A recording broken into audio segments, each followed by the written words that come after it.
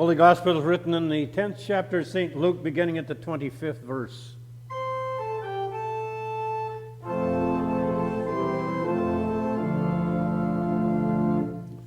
Just then a lawyer stood up to test Jesus.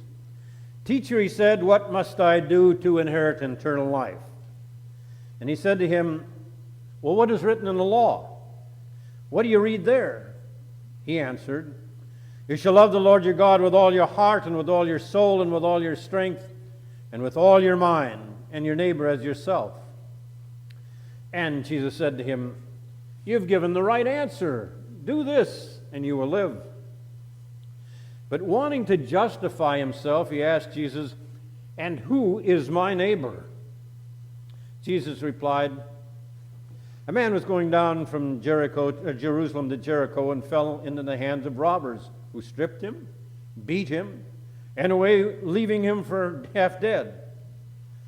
Now by chance a priest was going down the road, and when he saw him, he passed by on the other side.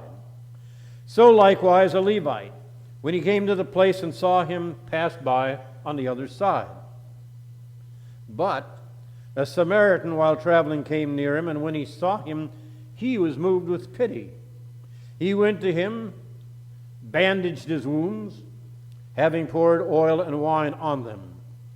Then he put him on his own animal, brought him to an inn, and took care of him. The next day he took out 2 denarii, gave them to the innkeeper, and said, 'Take care of him, and when I come back, I will repay you whatever more you spend.' Which of these 3 do you think was a neighbor to the man who fell into the hands of robbers?" He said, "The one who showed him mercy." And Jesus said to him, "Go and do likewise." Here ends the gospel for the day.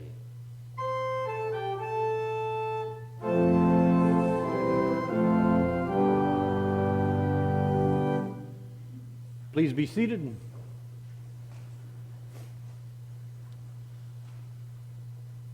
I'm going to go over some of the highlights of a day last week and show you that my life is just very exciting, and it seems to have a repeating kind of experience to the places I go, and also you'll understand my diet. First of all, I went to Panda Express, and when I was checking out of Panda Express, when I was there, when I was paid for my meal, the woman there that was checking me out circled something at the bottom of the receipt that said, "If you will rate our services, the next time you come to Panda Express, you will have a free entree on us. Just tell us how we're doing." From there I went to the post office. I went and bought 3 stamps. And when the clerk handed me the receipt for my 3 stamps, she circled something at the bottom of the receipt that said, "When you go home, why don't you rate our service? How are we doing?" And I said, "Man, this is really good, because the Postmaster General wants to know how I am being treated buying 3 47-cent stamps. That's amazing." I went to a clothing store, and when I got the receipt for a shirt that I bought, I had a little thing circled at the bottom of the receipt that said, "If you will fill in this little questionnaire rating our service, you qualify for 500 free gift certificate." Naturally, I wanted to fill that out because I certainly could use $500 more clothes. I don't know where I'd put them, but I could use them. And then we had the auto checked in for its servicing. And when I was done with the servicing, the person that was going over the repair ticket with me said, "During the next week, you might be called by somebody and asking how our service was, and they are going to ask you a number of questions. And they are, how were you treated? How is your service? 1 being the lowest number, 10 being the highest. The only one that is really important to us is if you put a 10. You don't get anything for it, but we will. So, is there anything that we have done in the servicing of your car that wouldn't make you give us a 10 for everything that we've done? And I was just about to say what one of my teachers usually said at school: I don't give A's automatically. Nothing's perfect. There's always room for improvement. But that wasn't what they were looking for. We got to be perfect 10s. So if you can't rate us that way, let us do something more for you so we can get a 10 in everything that we do. And then I got a letter in the mail from Star Furniture. I recently purchased a recliner. And all that was a complete questionnaire on my experience with Star Furniture, starting with how were you greeted when you came in the door, and how did you find the right item, and when the people gave you the item to take home, was it properly prepared? Were you given proper instructions on the care of it, and so forth and so on? Please tell us how we rate. And it was from the president of the company. And the big question was, would you recommend us to somebody else? Every place you go, you are asked to rate their service. United Airlines will even ask you about the tone of the pilot when he made his announcements on the trip. Was it something that was comforting, consoling? Did it make you feel that he was sober enough so you didn't crash? If you go to the Singapore airport, there is a rating on the bathrooms. It says, please rate our toilets. And it has 5 smiley faces, beginning with the one that says excellent with the face up, to poor on the way down where the jowls are down and looking very sad. And then it says this is regularly sprayed with antiseptic, so you're free to punch the little buttons. They even want their toilet rated. Well, businesses have learned, according to the marketing people, that customer service is the main factor that people have in determining the trust they have in the organization. So everywhere you look, customer service is primary. It is estimated that 55% of the people buying something will pay more for something at a store if they think the service is exceptionally good. You certainly understand this in terms of waitresses. 91% of the people that leave a store and will no longer buy at a particular store is because they have been treated rudely or improperly by one of the people that work there, whether it be the janitor or somebody checking them out, or in the worst case scenario, a manager that was called and was disrespectful. And then the article on this customer service says sometimes it doesn't matter how good the quality is if the service is poor. Remember that. Sometimes the quality doesn't matter if the service is poor. Businesses have had to rethink what they do, and they cannot only look inward at the product, the process, or the profit.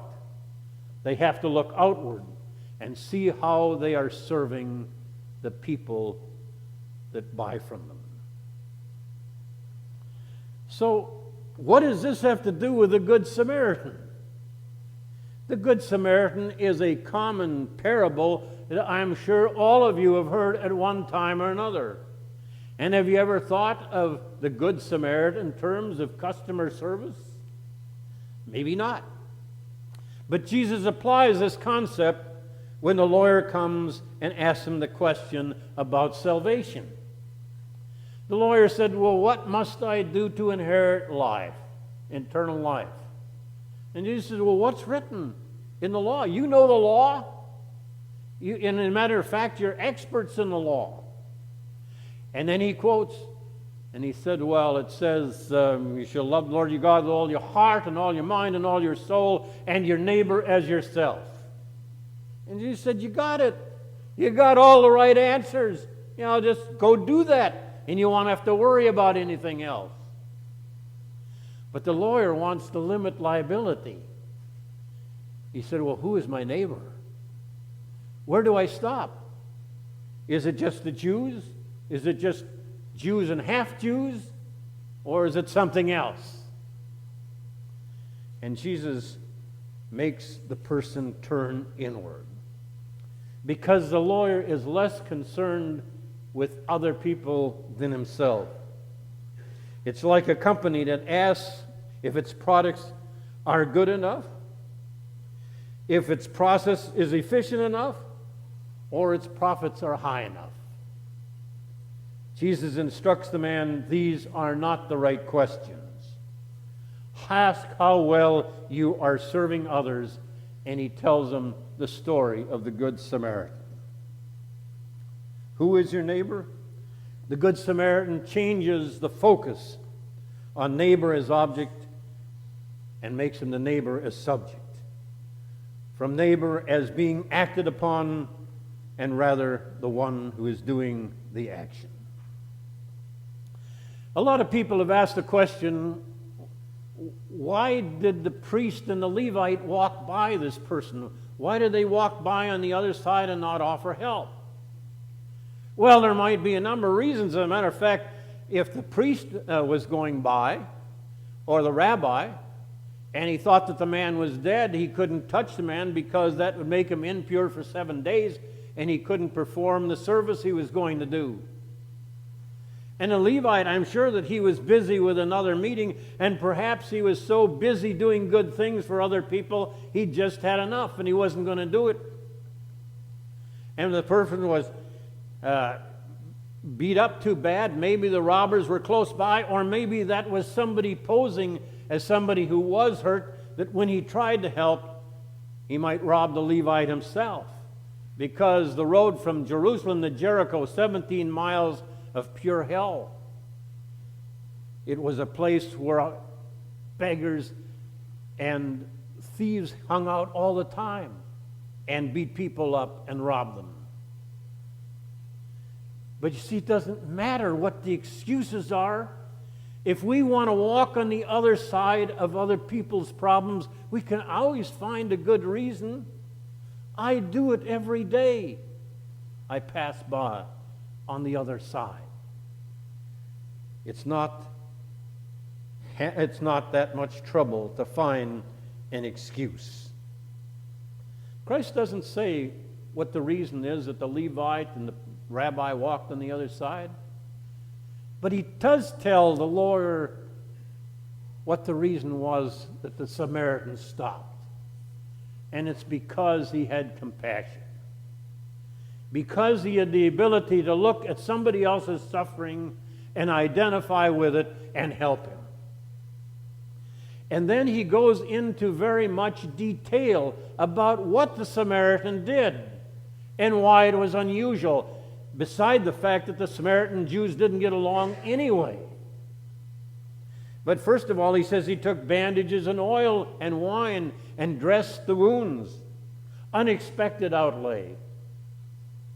Then he takes him to an inn. Unexpected delay.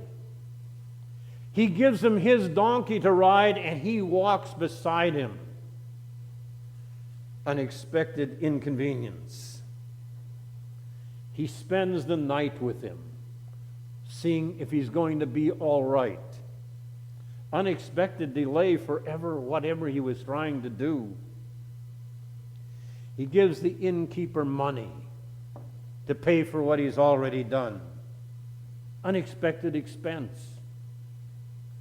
And then finally he says, when he is about to leave, take care of him, do whatever he needs, and when I come back, you know me, I frequent this place. Whatever he needs, give him, and I'll take care of it. unexpected commitment. Wow! That's what it takes to be a servant. Unexpected outlay, unexpected inconvenience, unexpected detour, unexpected delay, unexpected expense, unexpected commitment. That's what being a servant is. How do you think the victim would have rated the Good Samaritan? 5 smiley faces? The one up for excellent? Or the one with the mouth down for poor? And what if the church rated themselves on performance? We sent out a questionnaire about 5 years ago, came back with a good picture of the church. How are we doing? And we have this commitment that we print in our bulletin, and we say before council meeting every time we meet, as the church that serves the countryside, we commit ourselves to share Christ's love in action. Christ's love in action through our congregation, our community, and the world. Should we put out little brochures and say, how are we doing? Well, this might be a burden, but we should certainly do it intellectually. Ours is a church that serves the countryside. And remember, no matter how good the product, the service can kill the desire for the product. So when somebody is gone from the church for some time, the proper thing is probably not to say, are you a visitor today? When somebody comes to visit, isn't it nice to say, welcome here? Pardon me, I don't really know your name, but I would like to meet you. And thanks for being here today. How do we do?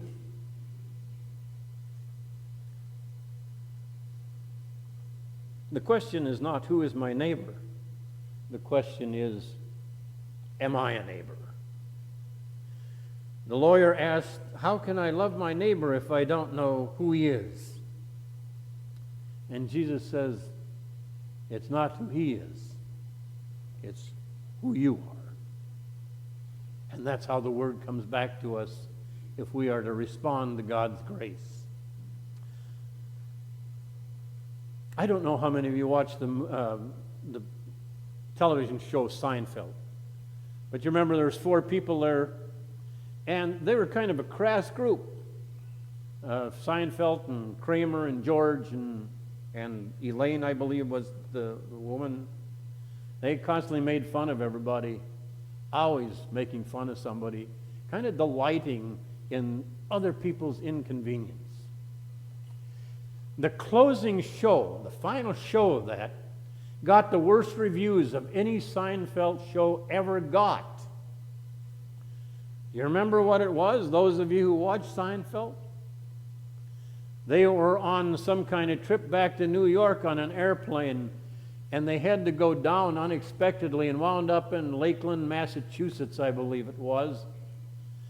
And they went and to a convenience store, or they were going to eat, and they get involved in watching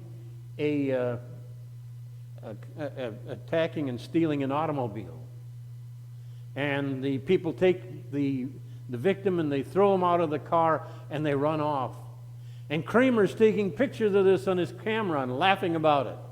This victim that is laying there. The police come, and he says to the 4 of them, you're under arrest. And Kramer said, what do you mean we're under arrest? We didn't do anything. And the policeman said, exactly right. In this state, we have a Good Samaritan law. And it says, if somebody needs your help and it's reasonable to expect that he can some help from you, then it is a violation, it is a crime if you don't reach down to help. Why is it that this had to be a law from a secular state? Jesus doesn't make anything a law. He simply says, listen to the Scripture and what it says. And it's not who he is, it's who you are that determines what is a neighbor. Amen.